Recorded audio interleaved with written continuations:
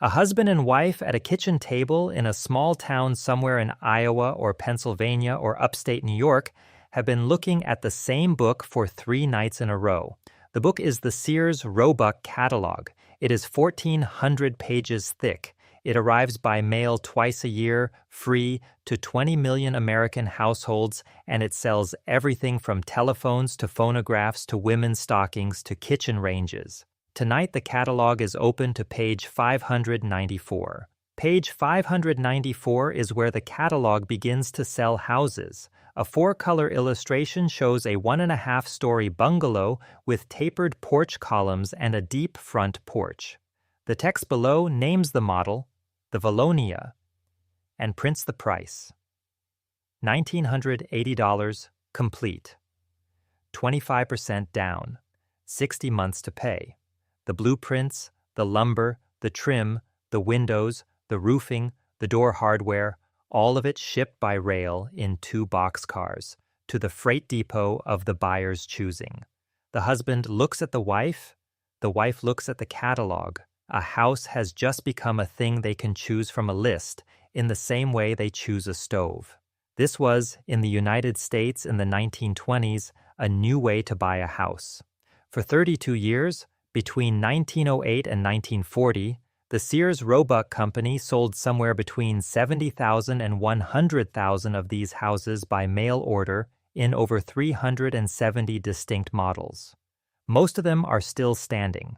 The brand that delivered them in its original form is almost entirely gone.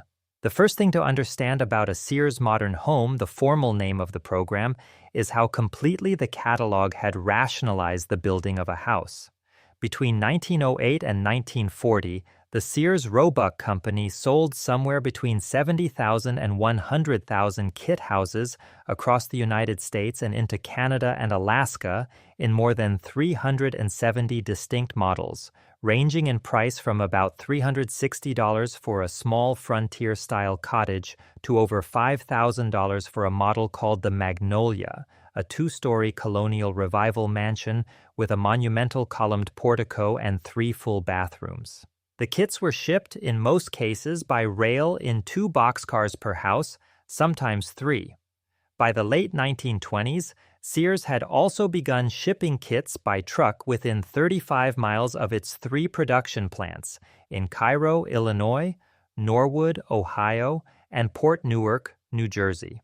A handful of kits, sourced from Cairo, traveled by barge down the Ohio River and up the Mississippi. The kit, when it arrived at a customer's lot, came in a quantity that startled people: 25 tons of material, 30,000 parts, pre-cut lumber stamped with letter and number codes that corresponded to numbered positions on the blueprint, pre-hung doors, sashed windows, the plumbing fixtures if the customer had ordered the plumbing package, the wiring if the customer had ordered the wiring package. Good wall plasterboard sheets, an early Sears-branded form of drywall, were stacked in 2-by-8-foot rectangles in their own crate. Roofing was bundled, trim was banded. The instructions ran to 75 pages.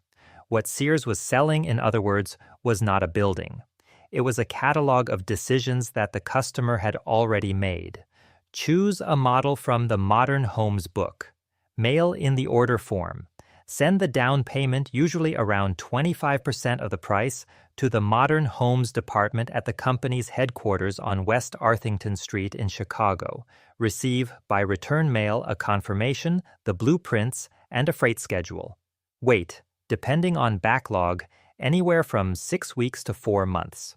Receive a telegram from the local rail agent that the boxcars have arrived.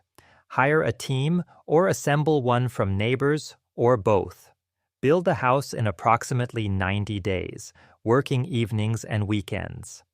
The catalog promised that a man of average abilities, with the help of 1 or 2 friends, could complete the structure in a single summer. The promise was real. The promise was also incomplete. Foundation work, masonry, plastering of certain interior surfaces, plumbing connections, and electrical hookups generally required licensed local trades, and these costs were not in the kit price. Freight charges, also borne by the customer, could run $300 to $700 depending on distance from a Sears mill. Land had to be purchased separately. Sears, after 1911, did offer mortgages, and that is the part of the story that will turn at the end of the 1920s into the dark center of it. But for 32 years, between the first Modern Homes catalog of 1908 and the last one in 1940, the company had industrialized the American single-family home. The house was a product. By 1908, the year the first Modern Homes catalog was issued, the Sears, Roebuck and Company had already been selling almost everything else in American life by mail for 2 decades. The big book, the general catalog, ran to over 1,400 pages.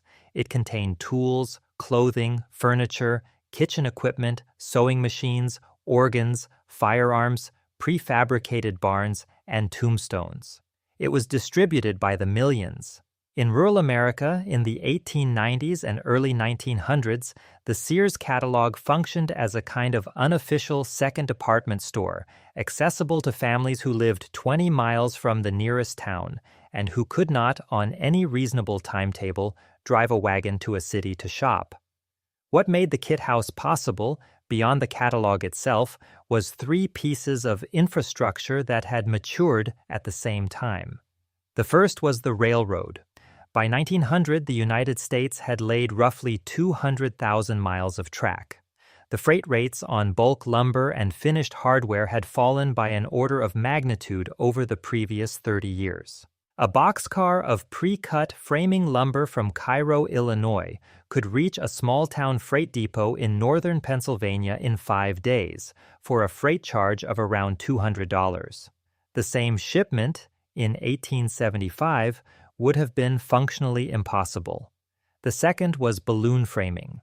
The traditional American house before the 1880s was built of heavy timber, posts and beams 6 and 8 inches square, mortised and tenoned together by a master carpenter. A house took most of a year. A balloon-framed house used standard 2x4 and 2x8 softwood lumber, milled to identical dimensions, joined with steel nails. A stud wall could be assembled flat on the ground in an hour by 2 men with a hammer. The house could be erected, sheathed, and roofed in a few weeks. The third was the manufacture of asphalt shingles. The Sears Modern Homes program coincided with the rise of asphalt shingle roofing as a cheap, fire-resistant, lightweight material that could be bundled and shipped without breaking. A roof of cedar shake in 1900 weighed 3 times what an asphalt shingle roof weighed and required twice the labor. Add to these 3 innovations a fourth, which was Sears itself. The company had bought, by 1916, a lumber and millwork plant in Cairo, Illinois, a sash and door plant called Norwood Sash and Door in Ohio, and a large lumber yard in Port Newark, New Jersey. From these 3 production sites, the company controlled the entire supply chain. It bought softwood lumber by the trainload from Pacific Northwest and Southern timber operations. It pre-cut every framing member at the mill. It stamped the cut pieces with their letter codes. It packed the kit. It shipped the kit. It financed the kit when the customer asked. The Modern Homes catalog promised, in its 1916 edition, a savings of 40% in cutting labor over a traditionally framed house and a savings of around 30% in total construction cost. Both numbers, by the standards of independent 20th century housing surveys, were defensible. The catalog itself was the showroom. Each model had a name: the Wesley, the Valonia, the Magnolia, the Avalon, the Crescent, and a 4-color illustration of the front elevation in its idealized version. Trim painted, lawn manicured, wife on the porch with the child, husband walking up the path. The plans showed the floor layout. The text described what was included and what was not. The price was prominent. By 1929, the Modern Homes catalog ran to over 100 pages, and the houses on offer ranged from a 1-room hunting cabin to a 3,000-square-foot colonial revival. Imagine a kitchen table in a small house in Iowa or Pennsylvania or upstate New York in 1923. The catalog is open between the husband and the wife. They have looked at it for 3 weeks. They have circled 4 models. They have crossed out 2. The remaining choice between the Valonia and the Crescent is going to be made tonight.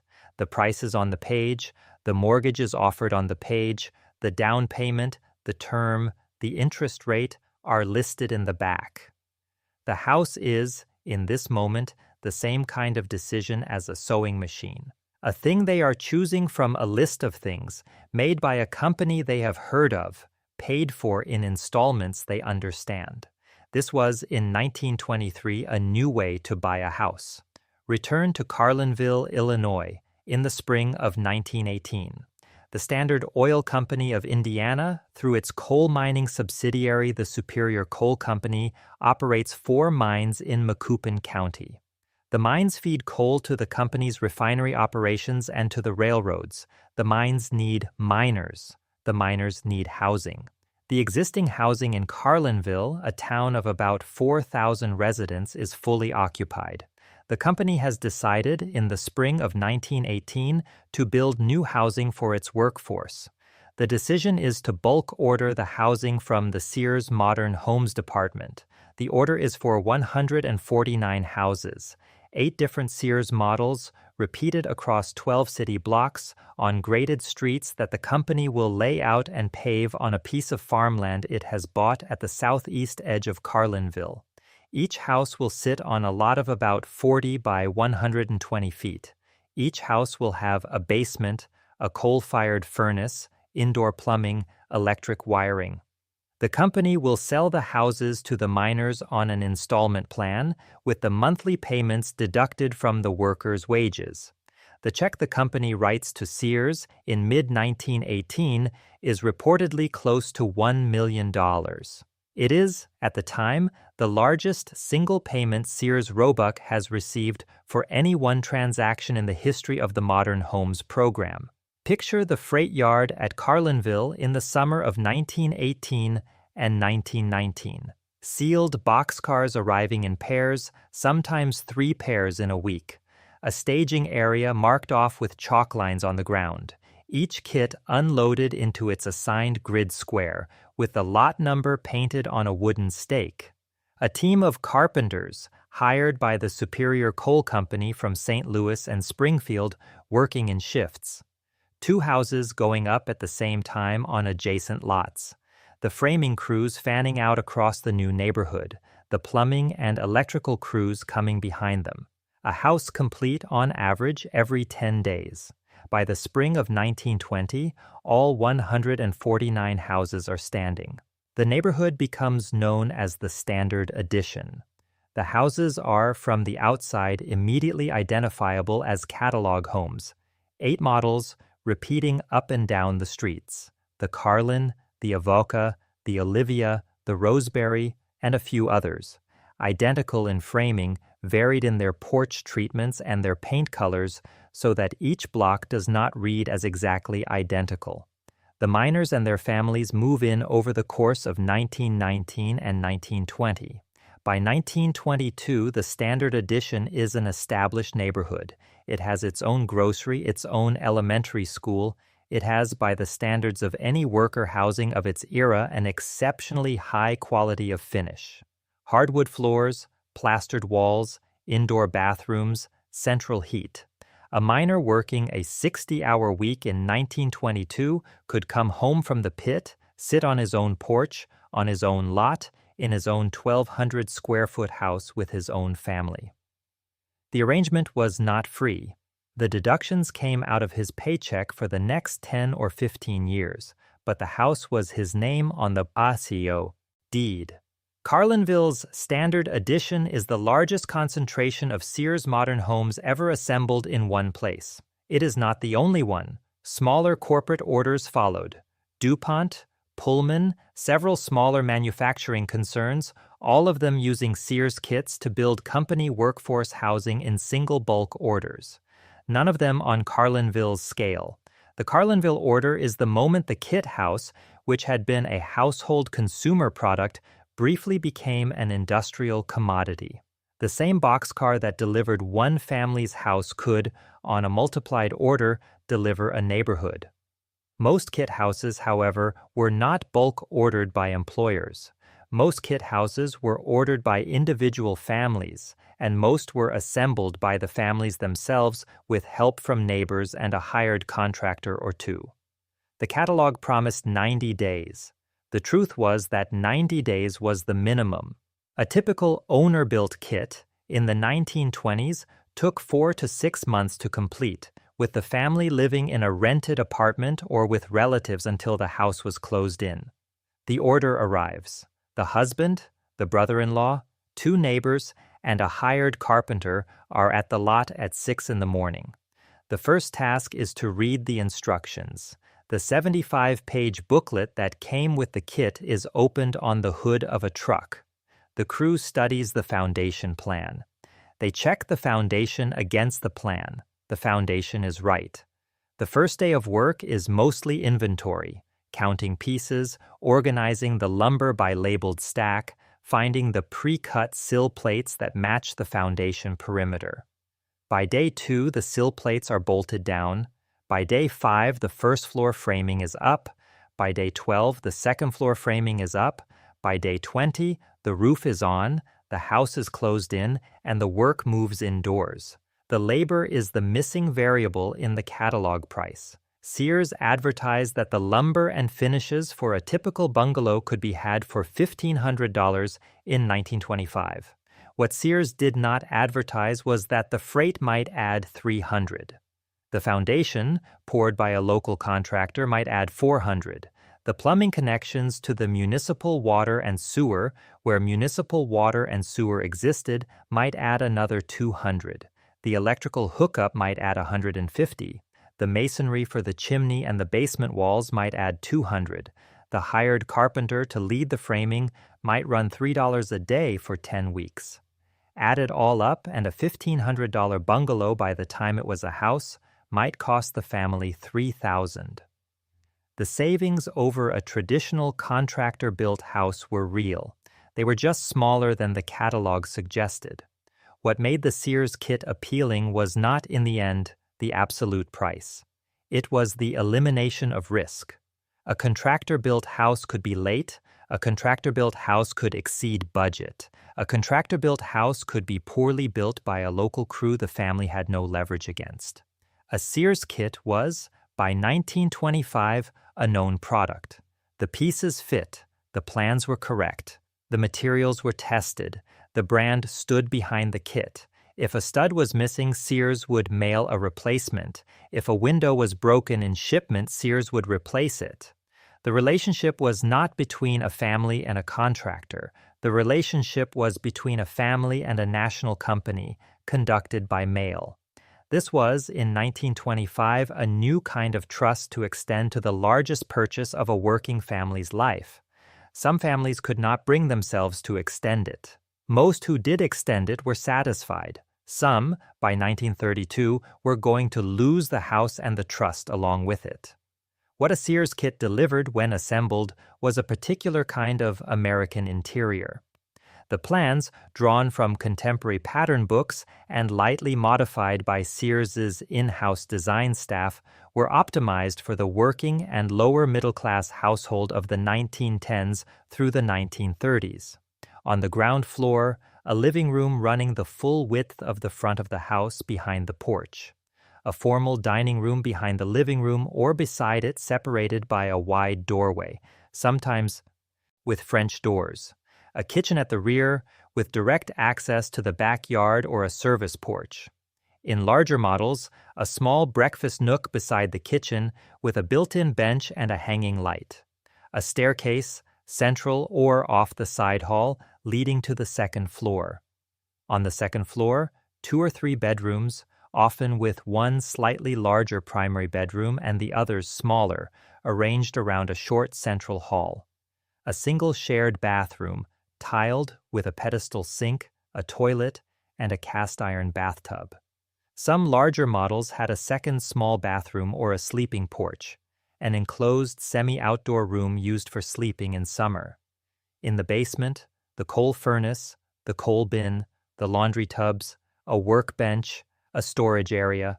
The basement was unfinished but dry, with a concrete floor and concrete block walls. The materials were industrial modern by the standards of 1923. The framing was balloon-framed 2x4 softwood. The exterior cladding was clapboard or shingle, sometimes brick veneer for the higher-end models. The interior walls were lath and plaster on most of the early kits, switching by the late 1920s to the proprietary Goodwall plasterboard, an early form of drywall that Sears had patented in 1925. The roofing was asphalt shingle. The trim was milled at Norwood. The doors were 6-panel pine, hung on 3 brass hinges per door. The windows were double-hung, with operable sashes and copper-flashing weather stripping. The bathrooms had a particular detail that has now become a kind of forensic clue. On many Sears kits from the 1930s, the cast-iron bathtub, the toilet tank, and the sink basin all bore a small circled SR for Sears Roebuck, cast into the porcelain or the iron at the base of the fixture. The mark was about half an inch across. Most homeowners never noticed it. Modern Sears house investigators look for it as one of the half-dozen reliable indicators that a house was a Sears kit and not a contemporary contractor-built look-alike. The interior, in other words, was middle-class American domestic life as the 1920s imagined it, efficient, modernized, branded down to the toilet tank, with the implicit promise that whatever the family needed for daily life had already been thought of and packed in the boxcar. Step out of the kitchen, through the dining room, through the living room, and onto the porch.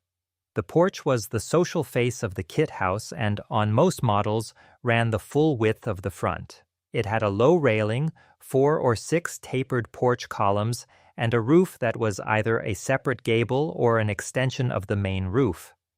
On a summer evening in Carlinville in 1925, the porches of the standard edition are full. Children are playing in the street, the cars are few and slow. The mothers are on the porches with sewing and conversation. The fathers, on shift at the mine that week, are on shift. The fathers off shift are on the porches with their wives. The grocery delivery wagon is making its way down the street. The coal truck has already come and gone.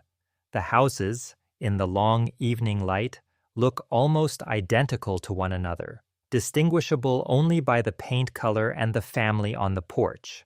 The porch was where the family was visible. The porch was where the neighborhood saw whether the family was, in the language of the era, making it. Families that fell behind on payments stopped sitting on the porch. The closed-in porch with the curtain drawn was a sign. The bright porch with 2 or 3 women on it talking after dinner was a different sign. The catalog had not specified this function. The architecture had specified it. The porch was the social interface. Inside, the parlor was the formal interface. The Sears living room, by the design conventions of the period, was a presentational room. A piano, where the family could afford one, against the inside wall. An overstuffed couch on the long wall, 2 upholstered chairs flanking the fireplace, where the model included a fireplace, a coal stove or a radiator, where it did not. A floor lamp by the chair where the husband sat to read the newspaper. A radio cabinet, after about 1928 in the corner. The dining room behind it with a table that seated 6, and the door to the kitchen closed unless food was being served. The kitchen was the working room. The kitchen was for the wife. The middle-class American household in the catalog's vision was a sequence of rooms that performed different jobs in different combinations of family and visitor. The kit house, in its standardization, encoded the sequence into the architecture of 3,478 different communities across the United States. Wherever the kit house went, the same sequence of rooms went with it. The American interior of 1925, for the working class that could afford a house at all, was a Sears interior. In 1929, the Modern Homes program had its peak year. Total program revenue ran around $12.5 million. Of that, almost half, somewhere near $6 million, was carried as Sears mortgages on Sears houses. The company had been offering home mortgages since 1911 with relatively lenient underwriting. The standard terms by 1928 were 25% down, 5-year balloons, around 6% interest, with extensions available to 10 or 15 years. The company did not investigate borrowers' finances with any great rigor. The company's business model was that the kit house and the mortgage were a single product. The company sold the house with the financing built in. In October of 1929, the stock market crashed. Within 18 months, unemployment in industrial communities was running over 25%. In coal mining communities specifically, unemployment was running closer to 40%. In Carlinville, by 1932, the Superior Coal Company had reduced shifts at all 4 of its mines. Some miners were working 2 days a week. The wage deductions for the houses kept coming. The company's payment schedule did not flex. The miners who could not pay began to fall behind. What happened next is the reason the Sears Modern Homes program exists in the historical record as a story with a dark second act. The same Sears Roebuck company that had loaned the money, that had built its brand on the promise of accessible home ownership, that had sold the dream of a house in a box to 2 generations of working families, began to foreclose. By 1934, the company had foreclosed on so many of its own borrowers that it liquidated approximately $11 million in defaulted mortgages, meaning, in plain language, that it had taken back houses from approximately 3,000 families, sold the underlying paper to other lenders or to foreclosure speculators, and recovered what cash it could. The company stopped issuing new mortgages in 1933. The Modern Homes Department internally was understood to have failed. The catalog continued in modest form until 1940, but the financing engine that had made the program viable was gone. The stories that survive from this period are not in Sears's records. The company's housing files were destroyed in the 1980s in a corporate records purge that local historians have spent 40 years trying to reconstruct from external sources. What survives is in the local archives, foreclosure notices in small-town newspapers, letters from the period in family papers, court records. In Carlinville, of the original 149 houses in the Standard Edition, an undocumented number changed hands during the Depression, some through coal company-handled transfers when miners left, some through outright foreclosure. The houses themselves did not disappear. Most of them are still standing. The names on the deeds shifted. What had been, in 1919, a story about industrialized prosperity had become, by 1934, a story about industrialized loss. The same boxcar that had delivered the house had now, in effect, delivered the foreclosure. The mechanism of the dream was the mechanism of its withdrawal. The Modern Homes catalog was issued for the last time in 1940.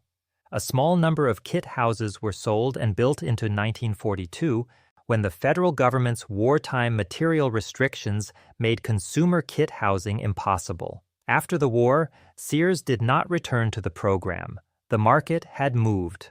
Levittown, on Long Island, would begin construction in 1947.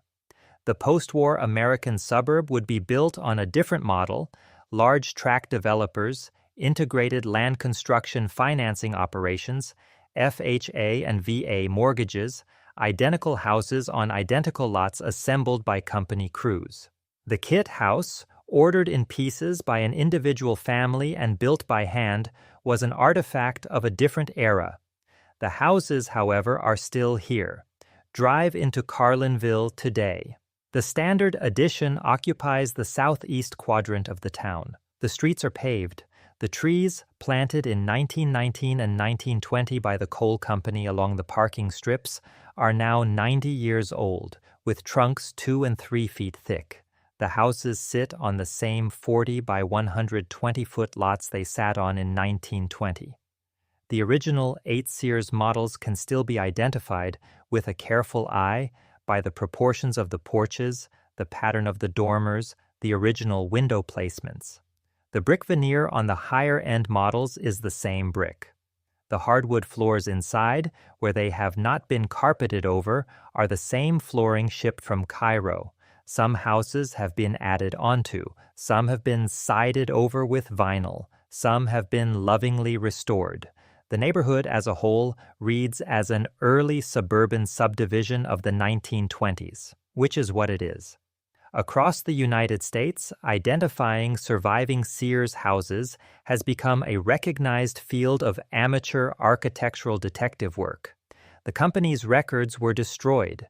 Sears never published a definitive list of where its houses went. The job of finding them has fallen to volunteer researchers, neighborhood preservationists, and a network of bloggers and database maintainers. The current best estimate is that around 70,000 Sears modern homes were sold, and that perhaps 20,000 of those are still standing in identifiable condition.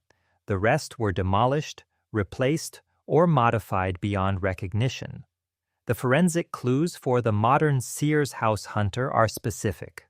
Stamped framing lumber in the attic, bearing letter and number codes that cross-reference to known Sears blueprints. Original shipping labels on the back of trim, sometimes preserved under later layers of paint. The circled SR on the bathroom fixtures, original mortgage records in county files naming Sears Roebuck or one of its subsidiary lending entities. Plan matches against the published catalogs, which still survive in archives. A confirmed Sears identification in a community that takes such things seriously can add tens of thousands of dollars to a house's market value. In Washington, D.C., and in some Chicago suburbs, identified Sears houses now sell for premiums of 15 to 30% over comparable contemporary houses. This is the inversion that the kit house, in its original era, would not have anticipated. The mail-order house, sold in 1923 as the affordable entry into modern domestic life, has become an authenticated heritage object, marketed by realtors as historic charm and original details, priced for collectors of architectural authenticity. The same product, valued for opposite reasons by people whose grandparents would have understood the original price more clearly than the current one. The kit house, as a system, did not survive its era. The factors that made it possible: cheap rail freight, balloon framing, asphalt shingles, the catalog as a national interface, in-house mortgage financing on lenient terms, were all replaced or absorbed by the post-war system. Tract developers integrated everything Sears had pioneered into a tighter operation. The customer no longer chose from a catalog and assembled the parts. The customer bought a finished house from a builder who had bought the land, ordered the materials, hired the crews, and arranged the financing. What the kit house had briefly represented between 1908 and 1940 was a particular American moment in which the building of a single-family home was decoupled from the local building economy and recoupled to Etisa's national consumer brand. The house was, for those 32 years, a thing a family could buy from a company they had never met, in a city they had never visited, that arrived by freight to a depot they walked to, and that they assembled with their own hands. The arrangement was strange. It worked. It worked at scale. It worked for hundreds of thousands of families. It also worked, when it stopped working, in the same direction. The same machinery that delivered 70,000 houses to 70,000 families also delivered, in the early 1930s, the foreclosures that ended the program. The standard edition is still here. Most of the original 149 houses are still standing. The mines have all closed. Superior Coal Company is gone. Standard Oil of Indiana, after a series of mergers, is now part of BP. The Sears Roebuck Company, which once mailed catalogs to 20 million American homes, filed for bankruptcy in 2018 and has continued since then in a much reduced form. The catalog is gone. The brand is mostly gone. The houses are not. A miner who walked off shift in 1922 and sat on his porch on his own lot would, today, walk through neighborhoods that look almost as he left them. The trees taller, the cars different, the houses still arranged on the same blocks, with the same porches, with the same proportions on the same lots behind the same fences, where the company had told them to go. The American dream, in its industrialized 1919 version, came to Carlinville in 2 boxcars on the Chicago, Burlington, and Quincy line. The houses are still on the streets where they were built. The catalog is in the library, the brand, the program, the company that did this, almost all of it has disappeared. The houses outlasted everything else.